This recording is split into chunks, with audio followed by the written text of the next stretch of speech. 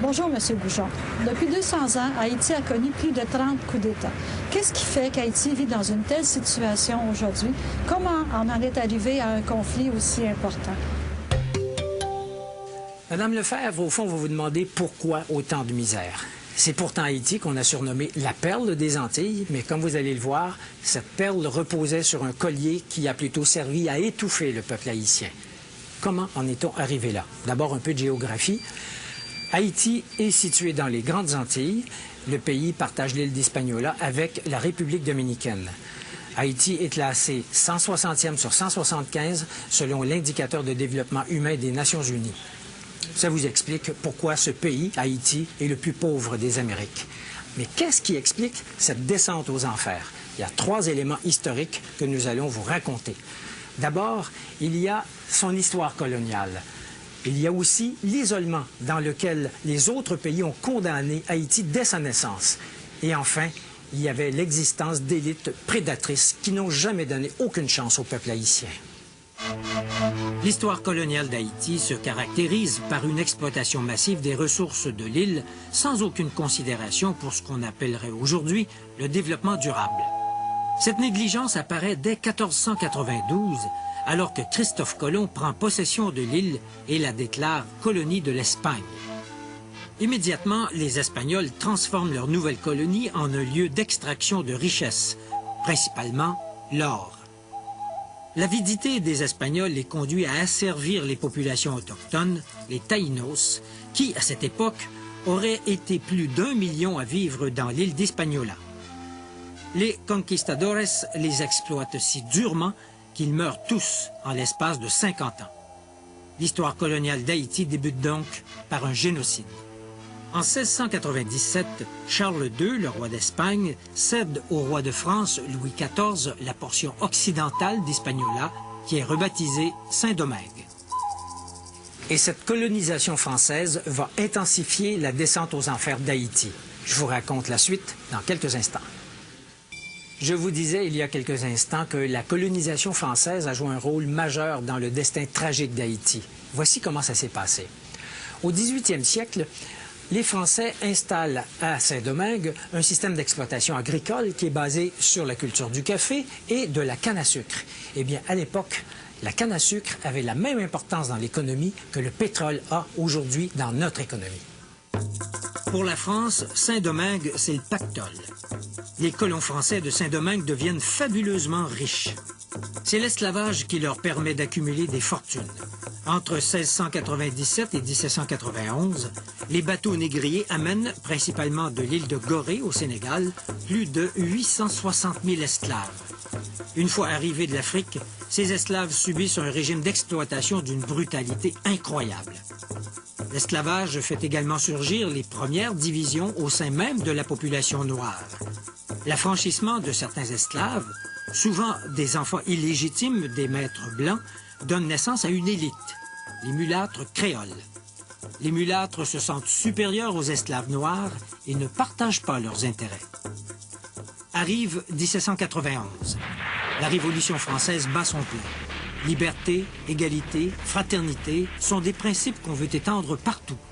Partout, sauf à Saint-Domingue, où les propriétaires des plantations y voient une menace au maintien du système esclavagiste. Cependant, les mulâtres et les Noirs affranchis souhaitent les voir établir ces principes dans l'île, mais pour eux seuls. Un chef, Toussaint Louverture, déclenche une rébellion extrêmement violente. Les rebelles battent les troupes de Napoléon Bonaparte et déclarent l'indépendance de la République d'Haïti le 1er janvier 1804. Haïti, ou Haïti, comme on disait à l'époque, c'est le nom que les indigènes Taïnos donnaient à leur territoire. Ça veut dire pays de montagne. Mais le prix payé par Haïti pour acquérir son indépendance est absolument astronomique. L'économie du pays est dévastée. Haïti aurait peut-être pu s'en sortir si d'autres pays avaient accepté de l'aider, mais ce ne fut pas le cas. Au contraire, épouvantés par l'idée absolument subversive à l'époque qu'une république soit dirigée par des Noirs, les puissances de cette époque isolent diplomatiquement et économiquement Haïti. 2 exemples de l'isolement d'Haïti. Le Vatican n'établit des liens qu'en 1860 avec une république officiellement catholique, mais noire, Et il faut attendre 1862, en pleine guerre de sécession américaine qui provoquera l'abolition de l'esclavage, pour que les États-Unis reconnaissent Haïti. Quant à la France, elle refuse de reconnaître l'indépendance d'Haïti. Pour convaincre la France d'accepter son existence, le gouvernement d'Haïti est forcé de verser une compensation que le gouvernement du roi Charles X fixe en 1825 à 150 millions de francs or. Même si cette somme est ramenée à 90 millions de francs or, c'est un coût additionnel asséné à l'économie d'un pays déjà à genoux. Haïti honore sa dette qu'elle finira de rembourser en 1938. Pour se sortir du gouffre, Haïti aurait eu besoin que ses élites proposent un projet de reconstruction nationale. Or, ça n'a pas été le cas. La nouvelle classe dirigeante, qui est formée de mulâtres créoles et des rares familles blanches demeurées dans l'île, perpétue l'exploitation des classes laborieuses, tout en interdisant à ces classes laborieuses, qui forment la majorité, l'accès au pouvoir. Les gouvernements se succèdent d'un coup d'État à l'autre, mais une chose demeure, le refus de la classe dirigeante de partager le pouvoir avec le peuple. À ce cycle d'instabilité s'ajoute l'occupation par les Américains entre 1915 et 1934.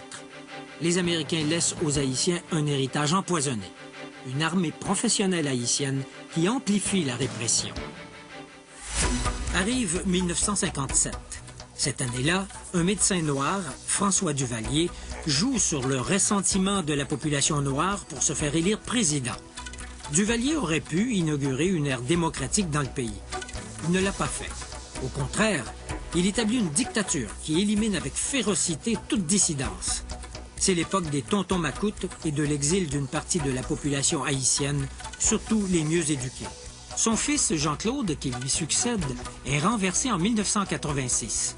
Mais la vraie démocratie n'est pas pour autant instaurée. Depuis cette époque, la démocratie est fauchée chaque fois qu'elle tente de sortir de terre. L'espoir a longtemps reposé sur les épaules de Jean-Bertrand Aristide, un prêtre proche des masses et qui prêche une meilleure répartition des pouvoirs et de la richesse. Une fois au pouvoir, Aristide n'arrive pas à réaliser ce projet. D'une part, il se met à dos les élites possédantes qui ne veulent rien changer. D'autre part, il sombre lui-même dans le moule de l'homme fort, du chef charismatique mais autoritaire qui ne partage pas le pouvoir et utilise la force pour se maintenir en place. Cette double dynamique explique les malheurs récents d'Haïti, le coup d'État contre Aristide en 1991, les élections contestées, les troupes des chimères qui remplacent les tontons macoutes et l'hésitation de la communauté internationale à fournir des fonds pour rescaper le pays. La grande question est maintenant de savoir comment Haïti pourra rompre avec son passé et s'engager dans la voie de la prospérité et de la démocratie. Il est évident que la communauté internationale aura un rôle à jouer dans cette tâche de réanimation. Mais pour rendre son éclat à la perle des Antilles, il faudra beaucoup de doigté et beaucoup d'argent.